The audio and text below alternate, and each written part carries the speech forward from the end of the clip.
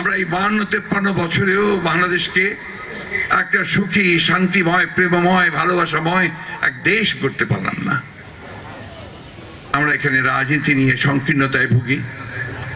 আমরা এখানে নৈতিকতার একটা সর্বনিম্ন পর্যায়ে চলে গেছি। আমরা যে জাতি, আমরা গর্ব করে বলার কথা আমাদের যে আমরা জাতি হিসেবে অত্যন্ত গর্বিত জাতি, সেই জাতি কিন্তু আমরা সেই কথা বলতে পারিনি কিছুদিন পরেও, আগেও। এখন আবার সেই আশা জেগে উঠেছে আমাদের মাঝে। আমরা আবার একটা স্বপ্ন দেখতে শুরু করেছি। সেই স্বপ্নটি হচ্ছে যে সত্যিকার অর্থেই আমাদের স্বাধীনতা ঘোষক শহীদ প্রেসিডেন্ট জিয়াউর রহমান সাহেব যে স্বপ্ন দেখেছিলেন যে একটা সুখী, সুন্দর, প্রেমময়, গণতান্ত্রিক, সমৃদ্ধ বাংলাদেশ, সেই বাংলাদেশকে নির্মাণ করবার আমরা চেষ্টা করেছি। আমরা যুদ্ধেও ছিলাম, ৭১ সালে যুদ্ধে ছিলাম, এরপরে গণতান্ত্রিক যুদ্ধেও ছিলাম। আজকে সেই গণতান্ত্রিক যুদ্ধ শেষ হয়েছে, কিন্তু এখন পর্যন্ত আমরা সেই ঐক্যের যে যুদ্ধ, সকলে মিলে একসাথে দেশটাকে যে গঠন করব, তাকে নির্মাণ করব, তাকে একটা পথরেখা দেখাবো, আজকে এই বয়সে এসে আমার কাছে মনে হয় এই জায়গায় আমাদের ব্যর্থতা আছে। সুযোগ সৃষ্টি হয়েছে, আমাদের ছেলেরা জীবন দিয়েছে, আমাদের রাজনৈতিক কর্মীরা জীবন দিয়েছে, আমাদের রাজনৈতিক কর্মীরা দীর্ঘদিন অস্বাভাবিক, অমানবিক নির্যাতন সহ্য করেছে। 700-800 রাজনৈতিক নেতাকর্মীকে গুম করা হয়েছে। 60 লক্ষের উপরে অধিক রাজনৈতিক নেতাকর্মীর বিরুদ্ধে মিথ্যা মামলা দেওয়া হয়েছে। হাজার হাজার নেতাকর্মীকে বিনা বিচারে হত্যা করা হয়েছে। এই একটা অবস্থা আমরা পার হয়েছি, আর নতুন সম্ভাবনা দেখা দিয়েছে।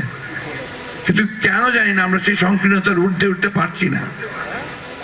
আমি আশা করব সমস্ত সংশ্লিষ্ট সকলের কাছে এই আবেদন জানাবো যে আমরা উঠে দাঁড়াই, আমরা আমাদের এই সংকীর্ণতার ঊর্ধ্বে দাঁড়িয়ে আমরা একটা সুস্পষ্ট, সত্য, সুন্দর একটা পথ নির্ধারণ করি। সে একটা স্বপ্ন যেটা আমরা দেখেছিলাম, সেই স্বপ্নকে আমরা বাস্তবায়িত করি। আজকে দুঃখ হয় যখন আমরা দেখি, আমি কাল রাতেই একটা টেলিভিশন চ্যানেলে আপনার জেন জি একটা কর্মসূচি হচ্ছে, তারা সমস্ত বিশ্ববিদ্যালয়গুলোতে আপনার আমাদের তরুণ ছাত্রদের মতামত নিচ্ছে দেশ সম্পর্কে, নতুন বাংলাদেশ নির্মাণ সম্পর্কে। আমি দেখলাম যে এত অমিত সম্ভাবনাময় ছেলেরা, মেয়েরা, তারা অত্যন্ত দেশপ্রেম নিয়ে তারা কথা বলছে, তার পরিবর্তনের কথা বলছে। অনেকে আমাকে অভিভূত করেছে যে তারা সত্যিকার অর্থেই একটা বাংলাদেশ নির্মাণ করবার একটা পথও তারা দেখাতে পারে। এই জায়গাগুলো আমাদেরকে ধরতে হবে। শুধু নেগেটিভ চিন্তা করলে হবে না, নেতিবাচক চিন্তা করলে হবে না। আমাদের পরস্পরকে সহনশীলতার মধ্যে দিয়ে আনতে হবে, সম্মান করতে হবে। আমি যে রাজনৈতিক চিন্তাই করি না কেন, কিন্তু দেশপ্রেম যদি আমার থাকে, দেশের প্রতি ভালোবাসা যদি আমার থাকে, তার নিশ্চয়ই আমার আজকে যে সুযোগ এসেছে, সেই সুযোগের সদ্ব্যবহার যেন আমরা করতে পারি। আমাদের অনেক বয়স হয়েছে, আমরা প্রায় যাওয়ার পথে। আমরা এখন এই বয়সে, আমি কিছুক্ষণ বুলু ভাইয়ের সঙ্গে কথা বলছিলাম যে আমরা দেখতে চাই, খুব আনন্দের সঙ্গে চলে যেতে পারতাম পৃথিবী ছেড়ে, যদি দেখতাম যে বাংলাদেশটা সত্যিকার অর্থেই একটা প্রেমময়, ভালোবাসার দেশ হয়েছে। আমরা গণতন্ত্রের কথা বলি, কিন্তু আমরা গণতন্ত্রকে চর্চা করি না। বাংলাদেশের এই সমস্যাটাই সবচেয়ে বড় সমস্যা হয়েছে। এখানে পর পর গণতন্ত্রকে হত্যা করার চেষ্টা করা হয়েছে, ফলে এখানে ডেমোক্রেটিক ইনস্টিটিউশনগুলো তৈরি হয়নি। গণতান্ত্রিক যে প্রতিষ্ঠান, সেই প্রতিষ্ঠানগুলো তৈরি হয়নি। আমরা রাজনৈতিক দলগুলো পরস্পরের সঙ্গে বিরোধী লিপ্ত হয়েছি, কিন্তু সহনশীলতার মধ্য দিয়ে গণতন্ত্রকে চর্চা করে আমরা যদি সবাই এগিয়ে যেতে পারি, তাহলে কিন্তু আমরা গণতন্ত্রকে লাভ করতে পারবো, আমাদের অধিকারকে অর্জন করতে পারবো।